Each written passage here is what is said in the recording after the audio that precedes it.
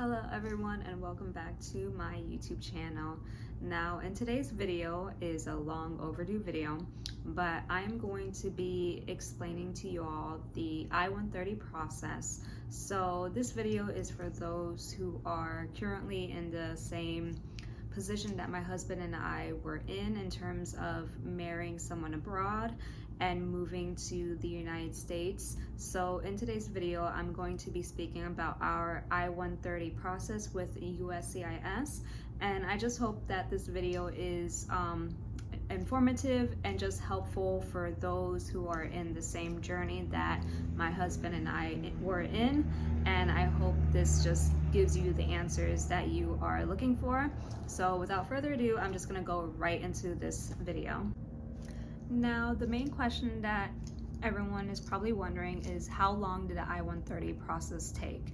And below right here is how long it took for us. So going straight to the point, this was our timeline.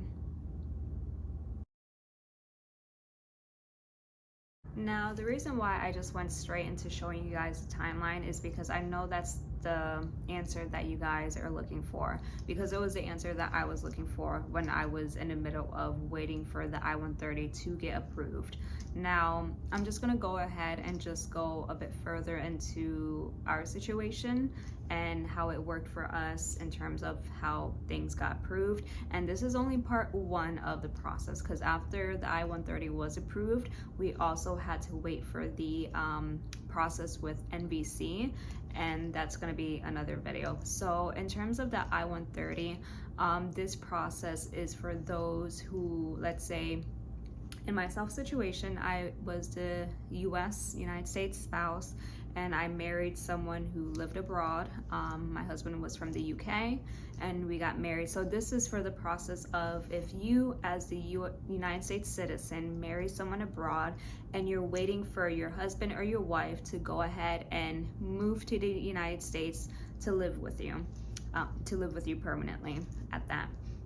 So this is that process. So it is I believe it's the marriage-based visa, because when you are marrying someone who lives abroad, you have two options. You can either go with the fiance visa or you can go with the marriage-based visa. And we went through the marriage route where we got married first in his country, which it could also be, just your spouse, man or wife. You get married at their country and then you wait for them to move with you. So this process is for that route. So I have here written down the timeline or the time frame, the same thing that I had just showed you guys, but I just want to go over with you. So I'm just reading from my notebook. So again, we actually, just to add, we did not do it on our own, our filing. We actually went through an immigration lawyer, and depending on the lawyer you have, sometimes it could take quicker because of if you have a good lawyer, let me add that. So if you have a good lawyer, it can help with the process in the sense of making sure everything's accurate and your paperwork's accurate, there's nothing missing.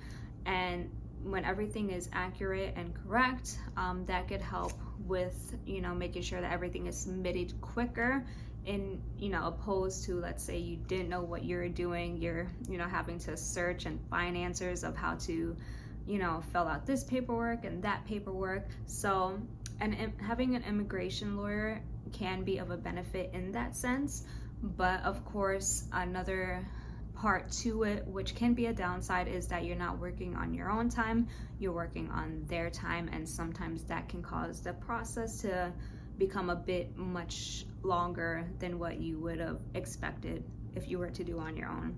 So I hope that makes sense.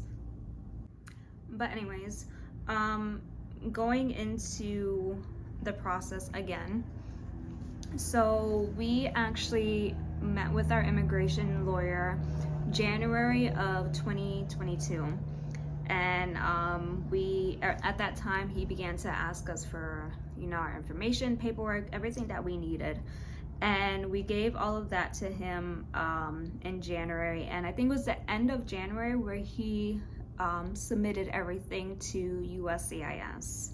So finally, on March 7, 2022, is when USCIS received our paperwork.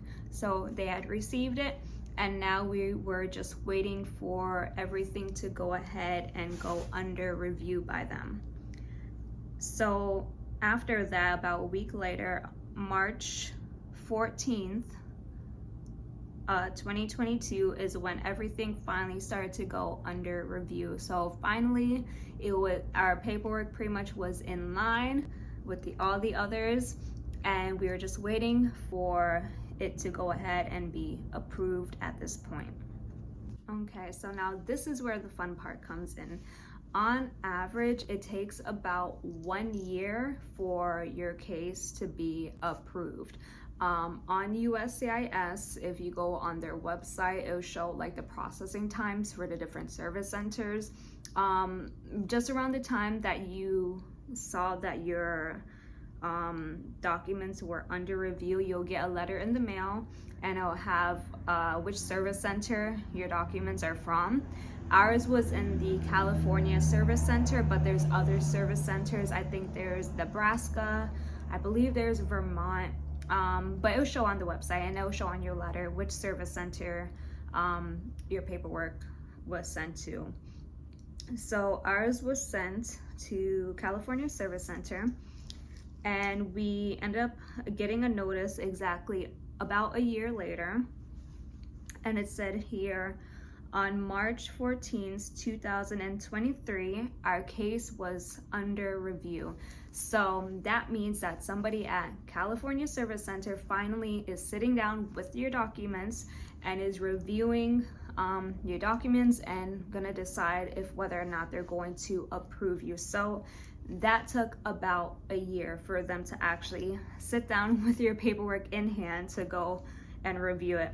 Now, on March 18, 2023 is when our paperwork was sent to the Department of State, and then it says March 15 is when we were approved. So finally, whoever was reviewing our document actually no, I correct myself. So March 14th, it was under review, and then March 15, it got approved. Then on March 18, it was sent to the Department of State. So I apologize for the confusion. But yes, so March 14 is when somebody finally was looking through the application. March 15 is when they approved it. Then on March 18, 2020, they went ahead and sent the approval to NVC, for the second step. Now, the I-130 is that approval for you to go ahead and apply for your green card. So it's a two-step process. It's only the beginning, I-130, but finally, after the I-130 is approved, now you can go ahead and work on the both are important, but now you can finally file for the green card. And so that, in summary, was our I-130 process. I'm going to do a part 2 of the NVC process. I just want to make sure that I get the information so that way I can give it to you guys, what to expect. But in summary, that was our I-130 process. And before I end this video, I just want to answer a question that, again, some people may be having in regards to this process. Should you get an immigration lawyer?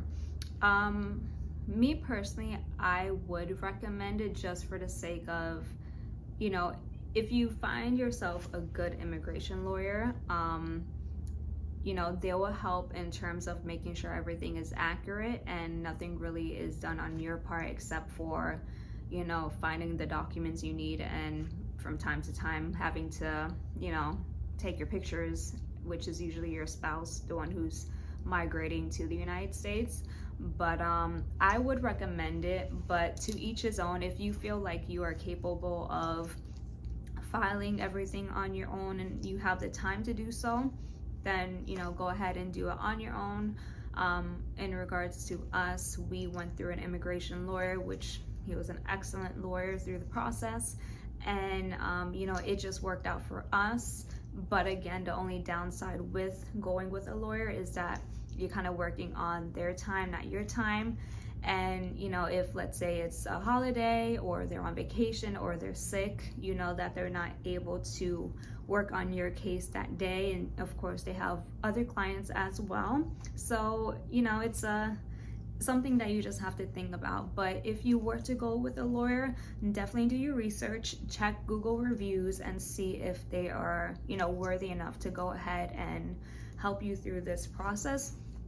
And if you're gonna do it on your own, you know, the internet is here, and you know, there are people who probably have YouTube videos helping you fill out the paperwork. And even on Google, you can Google it and it'll show you like what to do. And on the USCIS website, they also give you the steps of what to do for the process as well.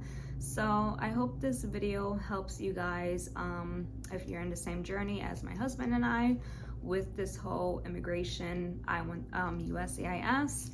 This was our time frame of how long it took us to get the I-130 approval. So I hope this video helps you guys, and just keep in mind that again, the I-130 is going to take about a year, maybe a little over a year for it to be approved. So thank you guys for watching, and please stay tuned for part 2 of this video, and I will be speaking about the NVC process. So God bless you all and have a great day.